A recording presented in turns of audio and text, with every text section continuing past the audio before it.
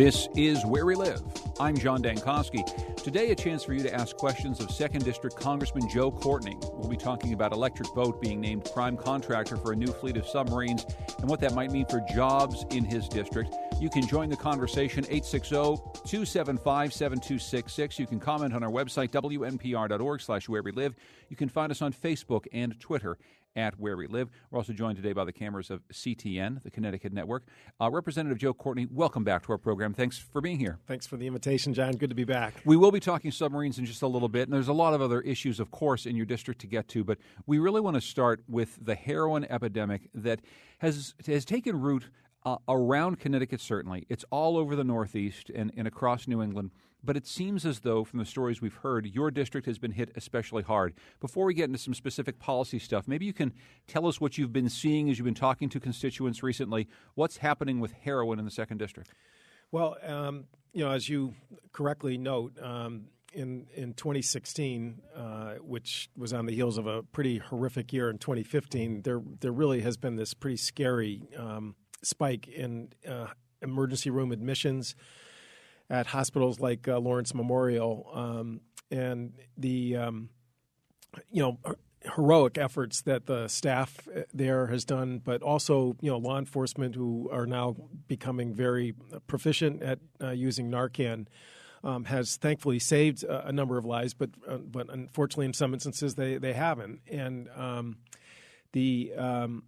there's a lot of things that are coming together that are national trends. Again, there were 28,000 lives lost in 2014, according to the CDC, which is the last sort of annual statistics that we have. We know 2015's numbers, sadly, are going to be higher. And again, we're off to a terrible start in 2016. So, and I just want to jump in and say 28,000, and that gets us to near car crashes, that gets us to near gun deaths. I mean, that's in the same ballpark as things that have killed an awful lot of Americans for a long period of time. And this is a bad trend we're seeing. It is. And I mean, it's actually, they're starting to make some data that shows that it's actually affecting life expectancy in this country, which is, that's about as chilling a data point that you could ever get. So, I think the good news is that, in Eastern Connecticut, there's been an incredible sort of grassroots effort by folks to really come together and really look at all aspects of this problem. There, part of it's law enforcement,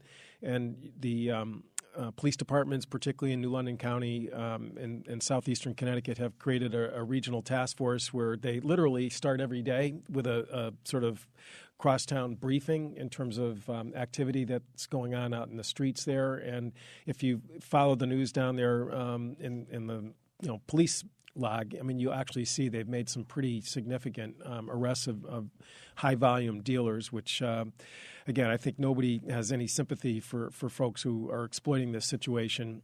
The other thing, though, that's interesting with law enforcement, as far as, many of the cases that they see coming through their police stations, they are very loud and clear that you can't arrest your way out of this problem. The pathway that people find themselves addicted to heroin, really has to be viewed in many respects as a public health challenge, as opposed to just a criminal issue. And again, the leadership of the police it's quite striking to me. How open and strong they are about that. Families are coming out and talking about this. Again, this is something that I think, 10 or 15, 20 years ago, heroin addiction was something that was really in the shadows and something that people found, to be embarrassing or something they didn't want to talk about. But people are coming forward.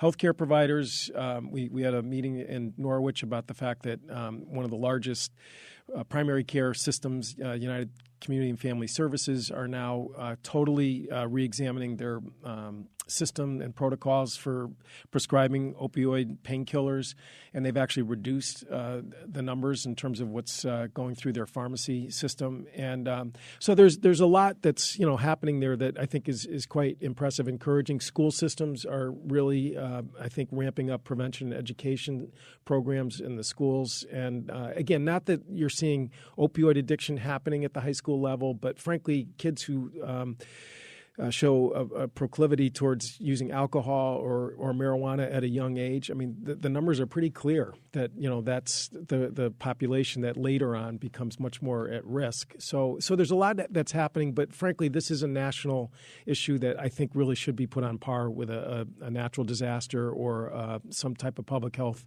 emergency. And unfortunately, my colleagues in Congress have not been as swift and responsive to what I think is just so obvious to so many people in this country. Well, that it needs that help. Well, I want to get to some of what you think the federal government can do, and I know that the president has been outspoken about this.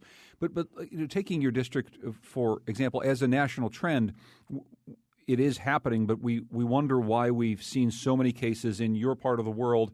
I guess one question is, what do you know about the increase seemingly in eastern Connecticut versus some other parts of the state? Secondly, what do we know about the pathways that drugs have carried? I mean, many, many years ago, when the town of Willimantic made the front page of the Hartford Courant as Heroin Town, something that was kind of devastating for that community, but it was dealing with some real problems. Part of the story was that this was a pipeline. This was part of a route in which drugs were carried, and so heroin made its way to Willimantic, and it wouldn't make its way to other places. Do we see some sort of a pathway that shows us why we would be having so many drug deaths and so many overdoses in and around this 95 corridor and up through eastern Connecticut? So, I mean, actually, if you talk to the folks at the Office of Chief Medical Examiner who looked at the 2015 numbers, which, again, showed about a 20% increase in Connecticut, they actually do indicate that it really is pretty much spread across the state. So I feel like to some degree we can go a little overboard in terms of just saying that this is a 395 corridor issue. Having said that, if you look around the region, New Hampshire has the highest per capita numbers in terms of overdoses. I mean, it became an issue in the primary for people running for president. Cape Cod was the subject of an HBO documentary, which is a pretty hard film to watch, but the fact is that there's just no question that sort of strip of from sort of Long Island Sound all the way north is a place that we're seeing a lot of activity out there. I mean, I think is a lot of folks have identified as why we're seeing such extreme incidents is that the heroin that's out there on the street is laced with fentanyl, which is a cheap way to sort of make more money if you're selling this stuff, and the combination is incredibly toxic, and that's why I think you're seeing low-priced heroin on the street. The reports that we get back is, and I was at the Windham Chamber of Commerce the other day, is as low as $3.50 a hit. So if you're somebody who's got an addiction because of a painkiller use that may have started from a relatively benign incident, like a sports injury or a car accident or some type of surgery, and you're at a place where you feel you need that to deal with pain issues.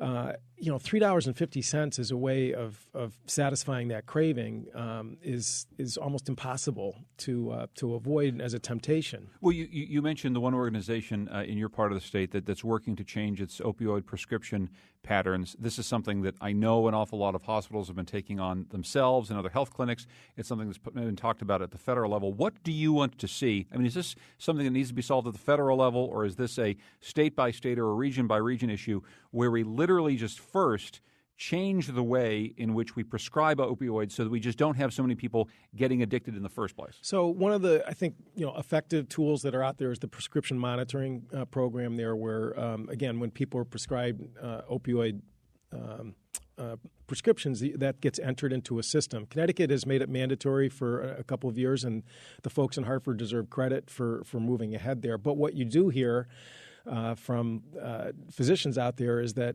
if somebody's coming in from Rhode Island or another part of the country, you really sort of are back into the void. And so one of the proposals that is out there that the president is pushing is a national prescription monitoring program, so that if you're a primary care doc in Hartford or Norwich, and someone comes in who's in pain and comes from another part of the country, that you can actually you can retrieve that information. That's I think a pretty nuts and bolts kind of proposal that I think should be easy, I think, for the country to embrace.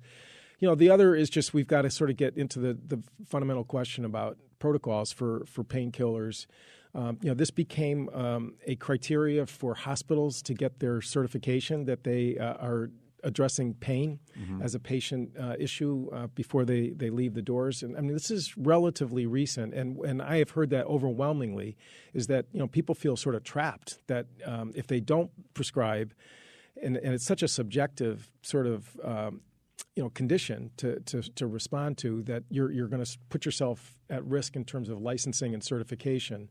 So the Community Addiction and Recovery Act, CARA, which passed in the Senate, and was a good, I think, unfunded, but good faith effort to try and at least deal with some of the reform issues surrounding this problem.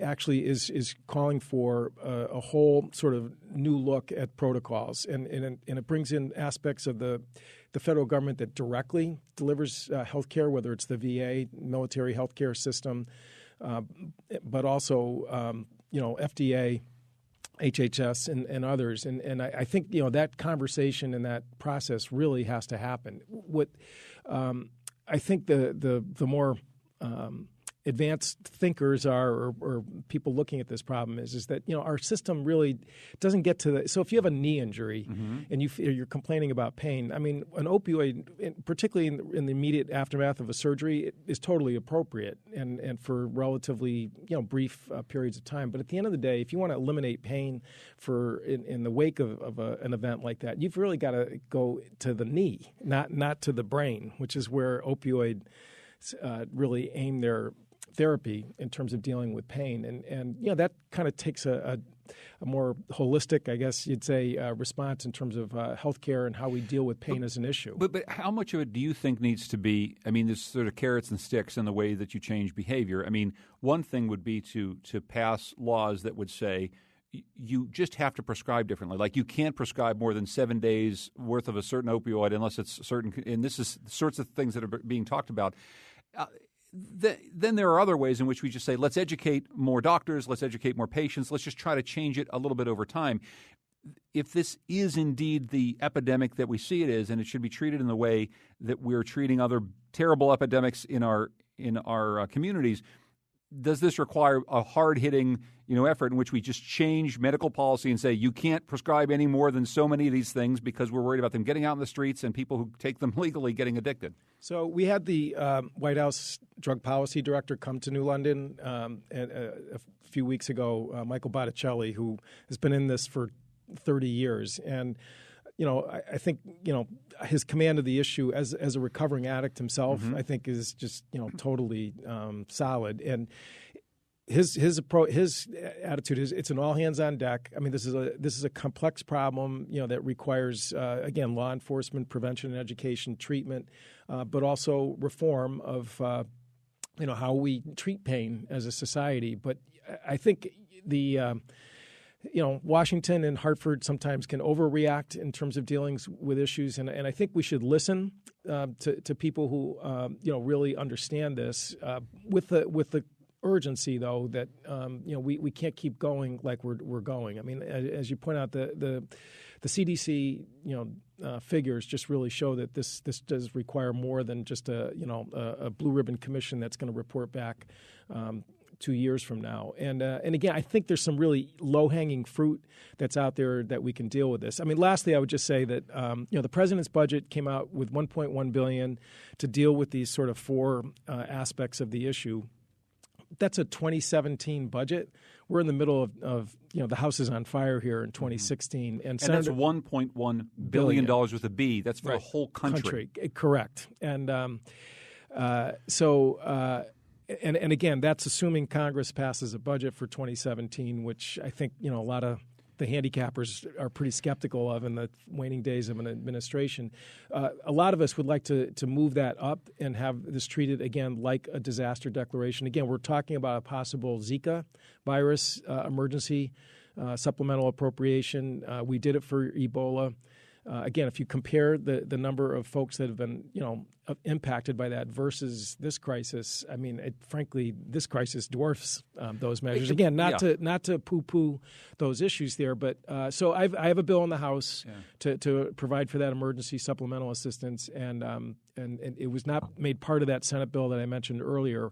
But the external pressure, I think, is going to continue to grow, and this does not affect just Democratic districts. I mean, this hits rural America, suburban America, red America, as well as blue America. Well, and we're talking with Joe Courtney, 2nd District Congressman. We're talking about the heroin epidemic, the opioid epidemic across America that's hit hard in Connecticut and in his district.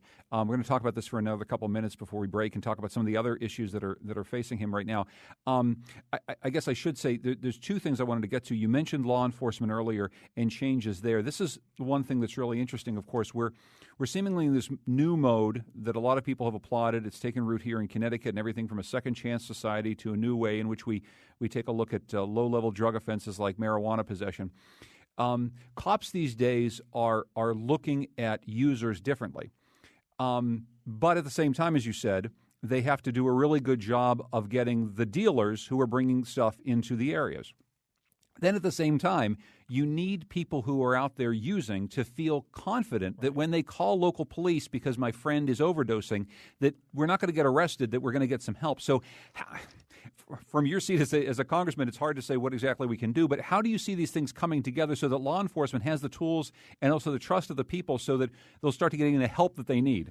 I mean, and that's really where we get to the resources issue, which I was just talking about, because the fact of the matter is that, if you've got someone in lockup in Norwich or Torrington, and you are trying to help them and make them feel that they have trust, and you don't have a detox bed, and you don't have any real prospect for a treatment bed, you're really it makes that very hard. And that's really where I think the sort of shift in approach that a lot of the law enforcement has about the fact that they understand that these resources makes their job more successful. And as I said, that's where I think if you look at my bill, which has been endorsed by the International Brotherhood of Police Officers as well as treatment advocates out there, I mean, it's a pretty extraordinary coalition that did not exist 20 years ago in terms of how drugs were viewed as a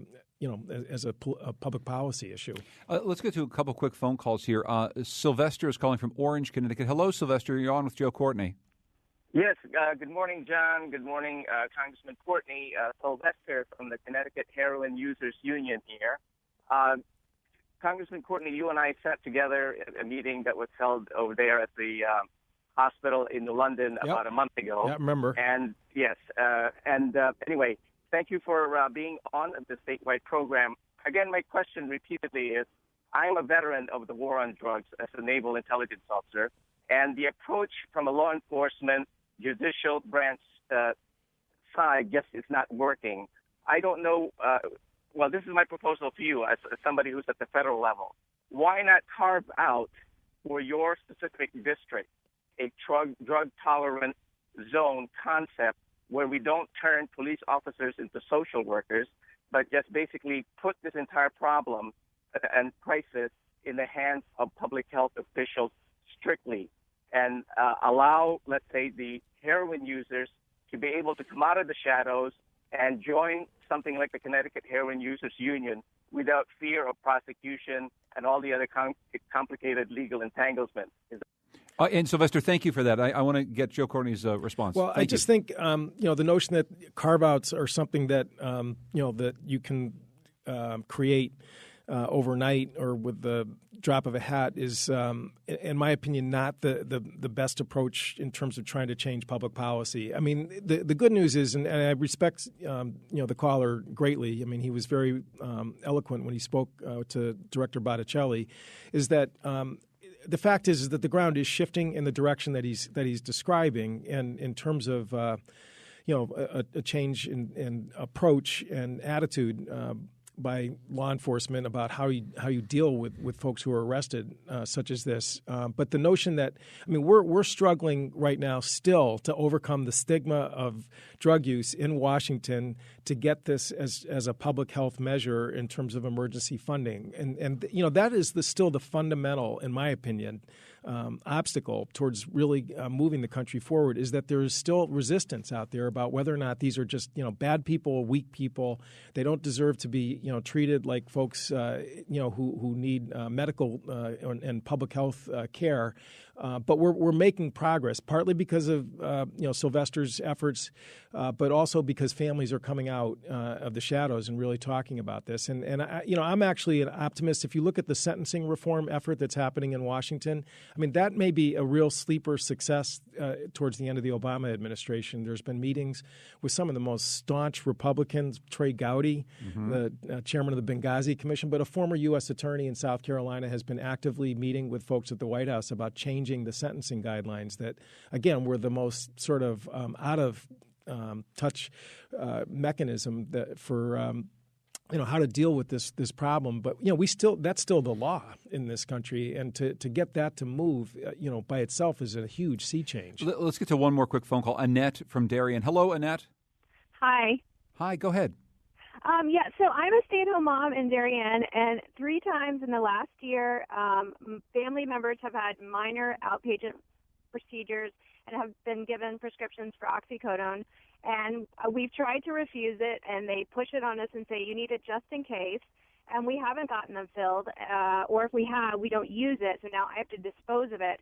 And I just think it's completely unnecessary. It bothers me. I don't want it in my house. And, you know, my son just got one, and he's been fine on Motrin. First of all, Annette, thank you for sharing that story. And we've heard this story. Our reporter, Patrick Scale, has been doing a series of stories about this. People are overprescribed this stuff. They don't know what to do with it afterward. There's not a comprehensive solution for how to dispose of it. Many people, including another caller I'm not going to have time to get to on this, is saying, look, why are doctors pushing this stuff? Does it have anything to do with drug companies that make this stuff? And I guess I'm wondering, from where you sit in Washington, this is something that goes beyond the level of being able to tackle it in Darien or New London or any place else. And is there something that has to be done about the pharmaceutical industry pushing these painkillers over and over again when it's clear that a lot of people don't need as many as they're getting prescribed? So there was an actual lawsuit brought by the Attorney General from Kentucky against Purdue Pharma. Because of the marketing practices that they were using in terms of painkillers, and actually they were successful in obtaining a huge judgment against Purdue. And so absolutely, yes, I mean, that's part of this sort of protocol change that needs to happen there, is that, you know, the marketing and incentives that are built into the system for overprescribing, which I think exists. I mean, I don't think anyone can deny that, has to be changed. And that means maybe, you know, a little bit more of a challenging political obstacle. But again, the story that we just heard is, you know, I've heard it as well. By the way, Walgreens has set up a drug disposal system voluntarily, and I give them credit for doing that. But that law that I mentioned, or the bill that I mentioned that came through the Senate, one of the pieces of it is about trying to create a national drug disposal system to get this stuff out of people's medicine cabinets. You know, it's interesting. One of the reasons it's difficult politically to change anything having to do with the pharmaceutical industry is because we know the pharmaceutical industry gives so much money to members of Congress to run the reelection campaigns.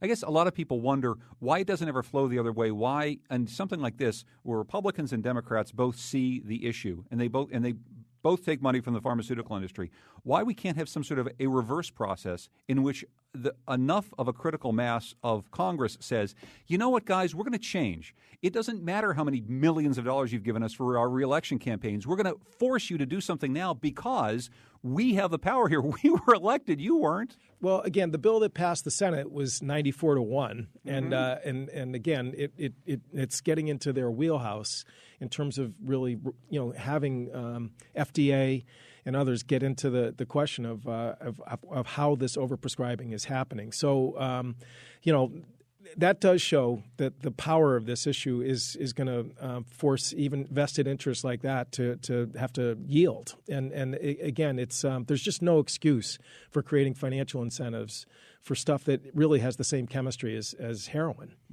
Joe Courtney is Connecticut's 2nd Congressional District Congressman. He's joining us today to answer some of your questions. We spent a long time talking about the heroin epidemic. Obviously, we'll be able to get to more of those issues as well. But we want to turn to submarines, of course, one of the biggest issues in his district. Good news for Electric Boat over the course of this last week. We'll find out what that might mean for jobs in his district. 860-275-7266. Find us on Facebook and Twitter at Where We Live if you want to join us.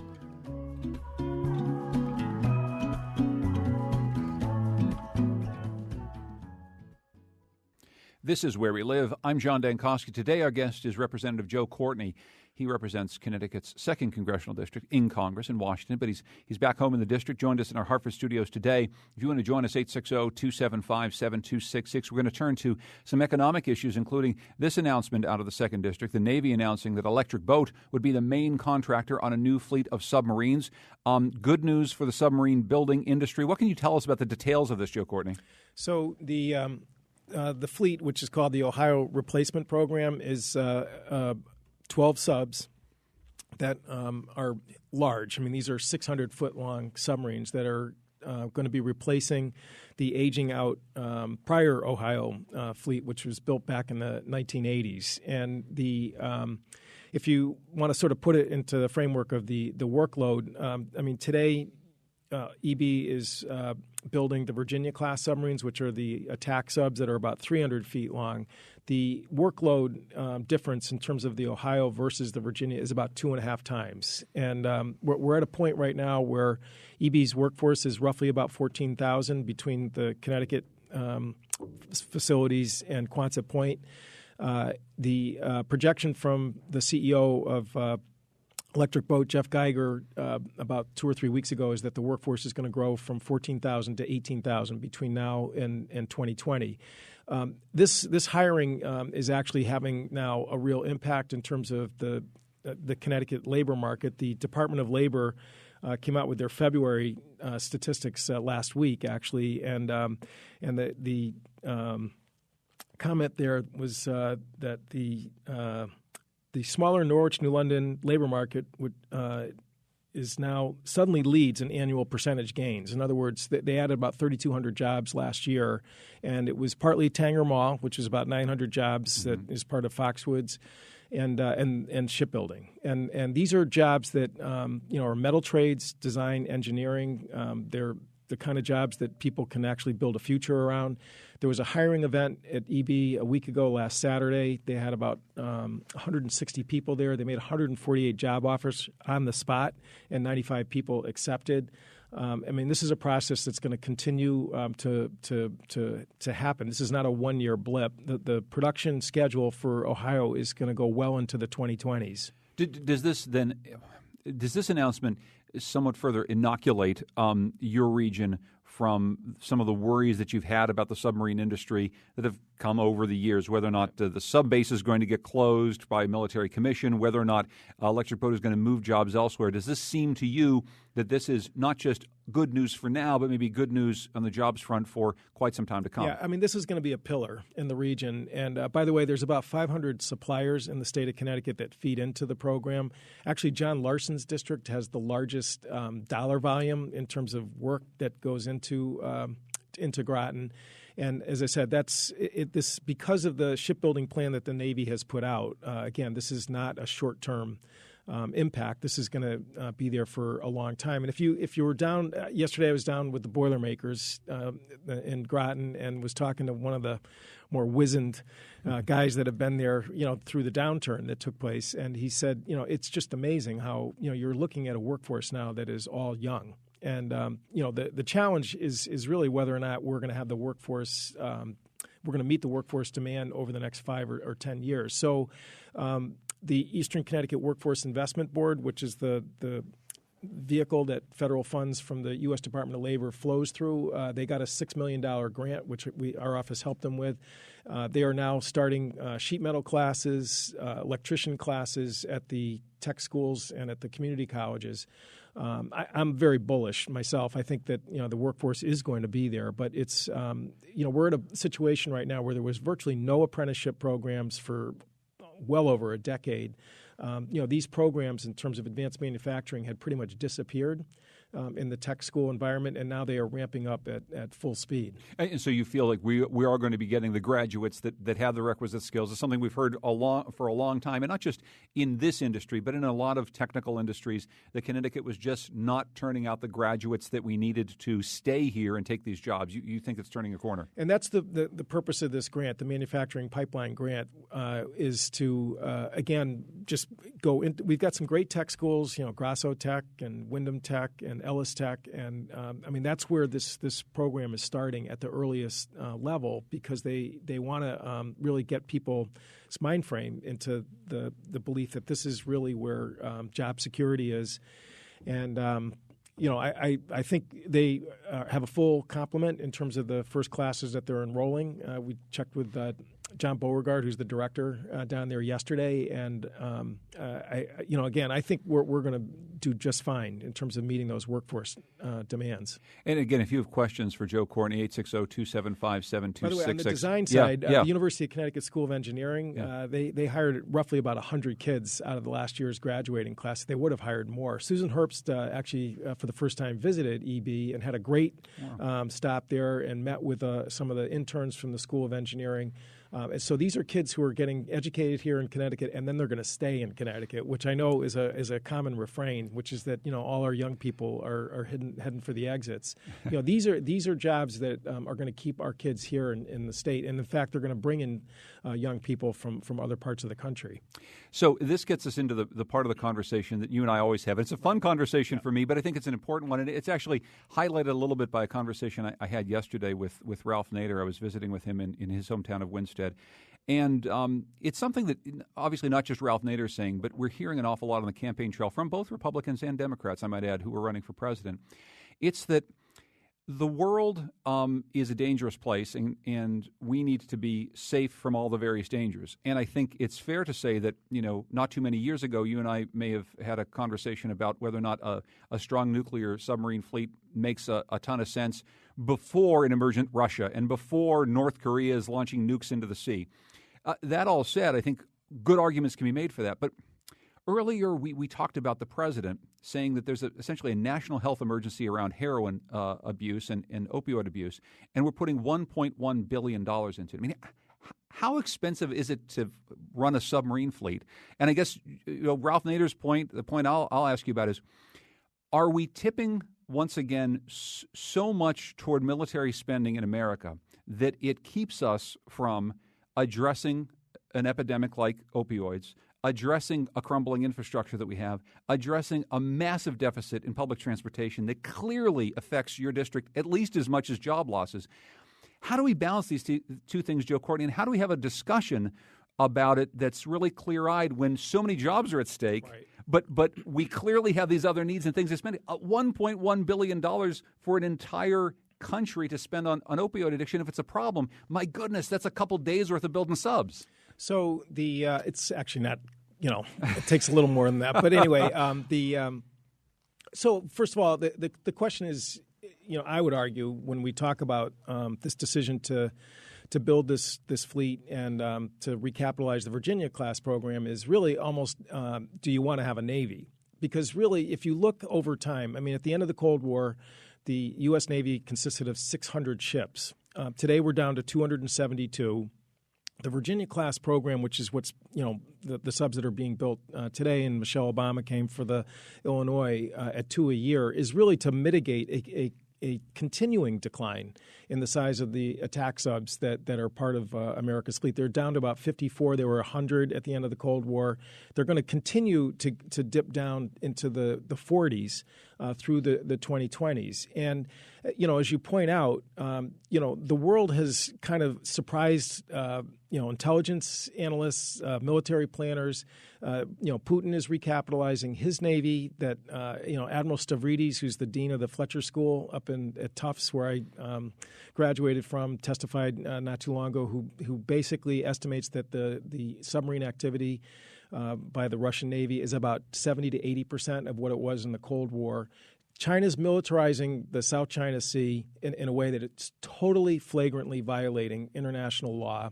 And when you listen to the folks who are in charge of these regions, whether it's Admiral Harris, who's in charge of Pacific Command, or General Breedlove, who's in charge of the European Command, they are both, and they testified in successive days before the Armed Services Committee that they need more submarines. And I mean, that is the one part of the chessboard that they identified as where we have a critical need. And, the top line of military spending, just to address Ralph's concern, is not skyrocketing upward. I mean, not every part of the shipbuilding plan, not every part of the overall pie chart for the Pentagon is growing the way that the investment... It doesn't have to grow very much to be an enormous amount of the expenditure of the American government. But as a percentage of GDP, I mean, we're below 4% in terms of military spending. When Dwight Eisenhower made his famous remarks about the military-industrial complex, I mean, it was between 5 and 10% of GDP during the 1950s and early 1960s. We just come out of a war. I mean, it was a different time. But still, going into the 60s, it was about double, really, where we are today, right now. So, I guess, from my standpoint, historically, as far as where the defense budget is versus non-defense, it is still a smaller percentage than it was in past years when we did build highways and we did, I think, invest in education. And so I think that this is not mission impossible in terms of trying to balance these competing needs. Well, and we need a Navy. I mean, that's, at the end of the day, we need a Navy. Well, yeah, and I guess part of it is when you think about the ways in which Congress is unable to work together, making sure that we have money for defense spending is something that people can work on across the aisle. There's many, many congressmen like you, Democrats, in districts that have heavy military concentrations in which you really need to make sure that these things happen, not just for jobs, because as you said, you believe in a strong Navy. But again, we seem to always be able to make the handshake on how we can fund the military, which is why, if nothing else, it stays flat at this enormous amount of the GDP compared to our ability to react quickly to change drug policy, to do something about infrastructure. We can't seem to ever shake hands on that stuff, and that's the stuff that's like killing people on a daily basis. So, I mean, if you go back to last December, we did pass the Bipartisan Budget Act, which did lift sequestration caps for both defense and non-defense. And as a result, we actually got a halfway intelligent No Child Left Behind rewrite that boosted funding for Title I, which helps needy school districts. We did pass a surface transportation bill, a 5-year surface transportation bill, which for Connecticut means about a 10% increase in federal dollars coming in for roads and bridges. And we can find our own money to match it. No, and that's I'm in enough bar fights. But I mean.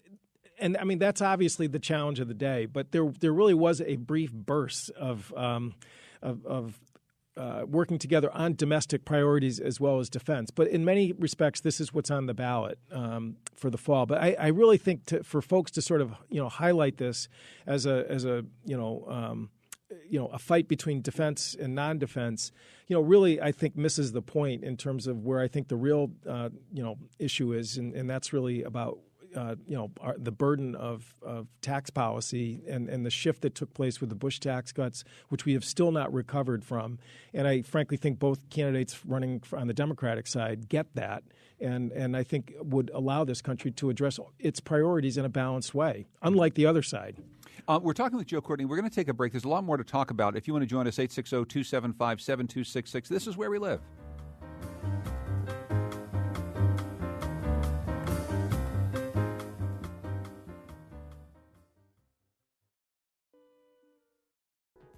This is Where We Live. I'm John Dankosky. Coming up on Monday's show, we're actually going to be presenting a special from Intelligence Squared. Protests have broken out on college campuses across the country in response to what they see as racist and sexist environments. Critics of these protesters say the demands have resulted in the loss of academic freedom.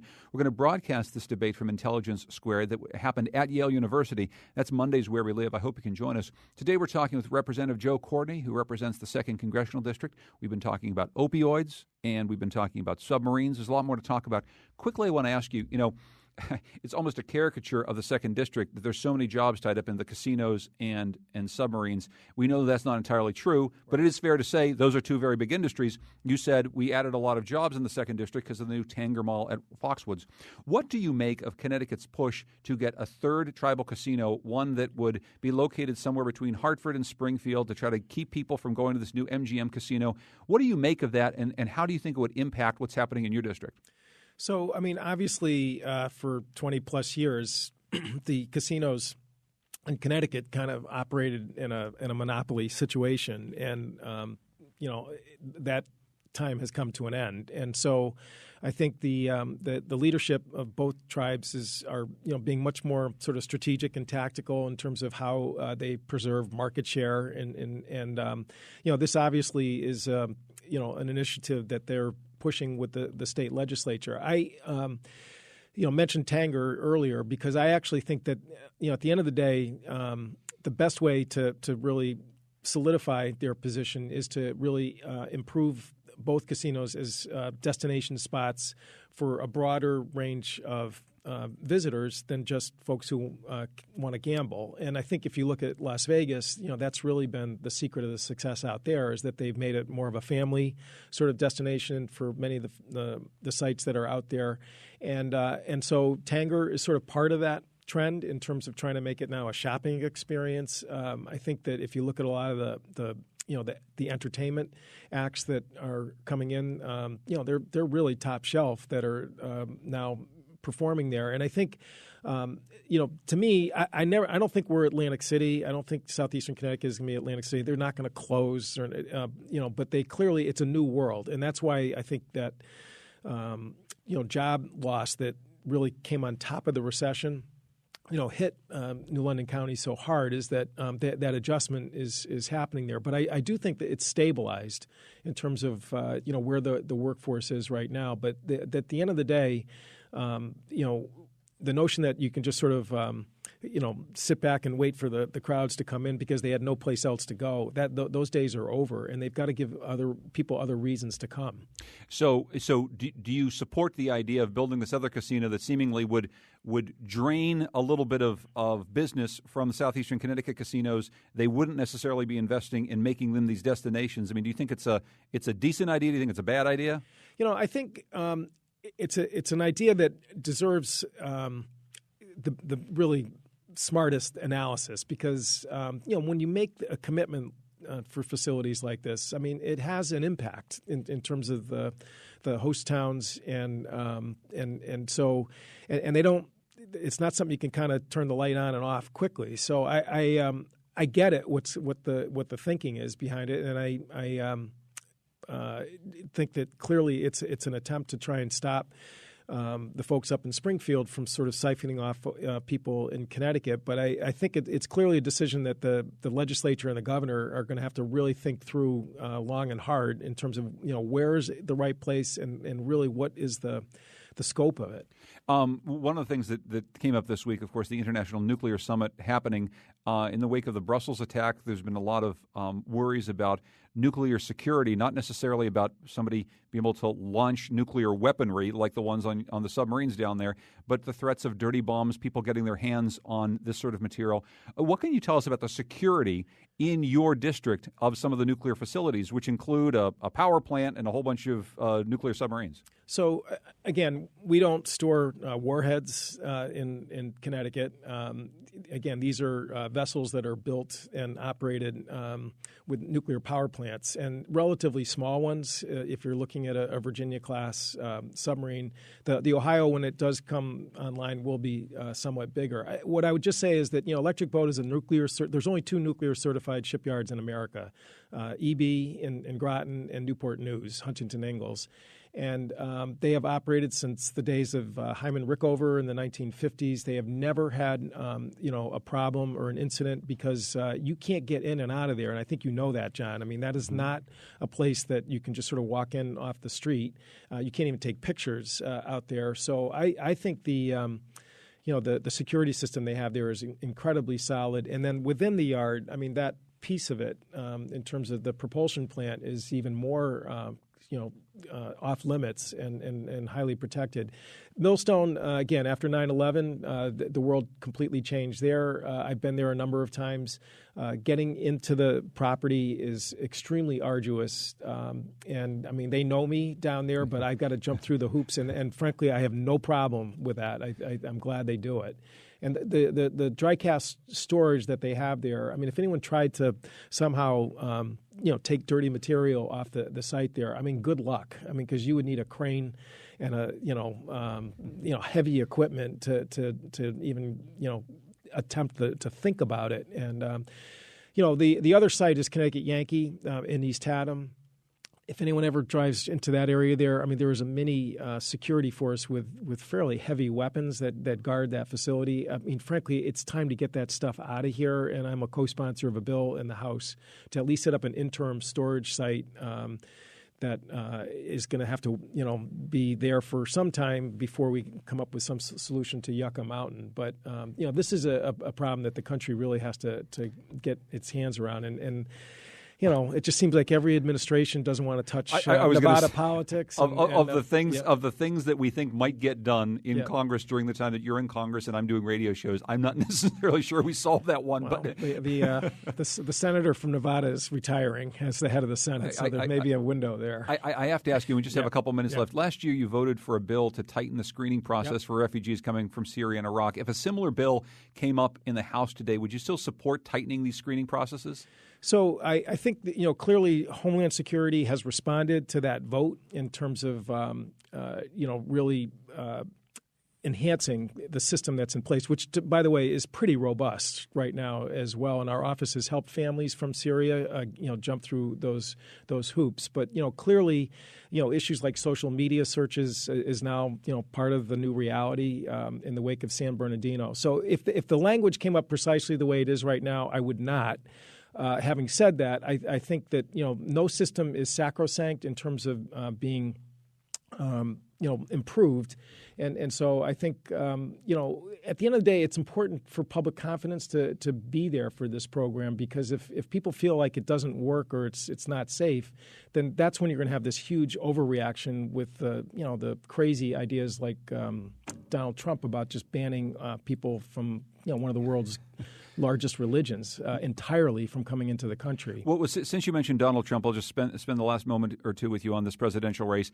You've come out in support of Hillary Clinton for president. Clearly, though, there are an awful lot of people in your district and all across America who said, look, Bernie Sanders is offering an alternative to Democrats. He's really talking about one or two very, very key issues, and it really has to do with changing the way that we deal with Wall Street, changing the way we deal with big corporations.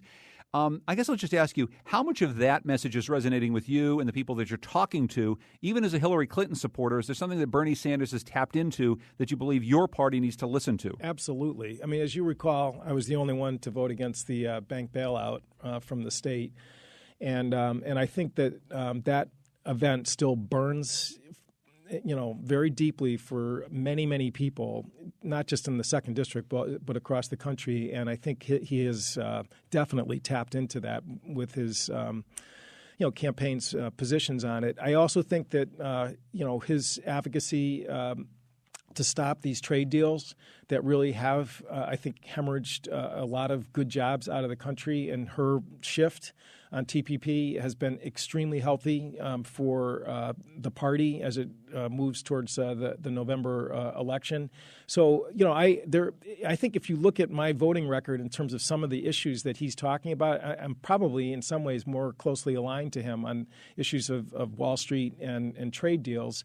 I think his vote on immigration reform was a huge mistake in 2007, and that's obviously part of the decision-making process that Democrats are going to have to make between now and the Philadelphia Convention. Do you think that Hillary Clinton is hearing these messages, though? I understand that what she's talking about on the campaign trail has certainly changed, but you've known the Clintons for a long time. I mean, do you think this is actually soaking in, that she is taking to heart some of the things, those issues that Bernie Sanders has raised, the ones that you've been working on for years? One example is also the Cadillac tax, which, as you know, was a part of the Affordable Care Act that I opposed from day one and worked with Bernie, actually, to strip from the law, and we pushed it out to 2020. before I made my endorsement of Secretary Clinton, I mean, I had personal conversations with the campaign about the need for her to come out and support that position, and she did. And again, Bernie, to his credit, created, I think, a lot of the incentive to do that. But I do think that that's a sincere change of heart that she made. Joe Courtney represents Connecticut's 2nd Congressional District. It's always good to see you, Congressman. Thanks so much for being here. Thanks, John. If you want to continue this conversation, do it online at wnpr.org/where we live. Tucker Ives and Lydia Brown produce our show with Kyone Wolf, our technical producer, Heather Brandon, our digital editor, Katie Tolarski, our executive producer, Ben Esty and Alex Ingber are our interns. Continue this conversation again at wnpr.org. Thanks to the cameras of CTN, the Connecticut Network. I'm John Dankosky. This is Where We Live.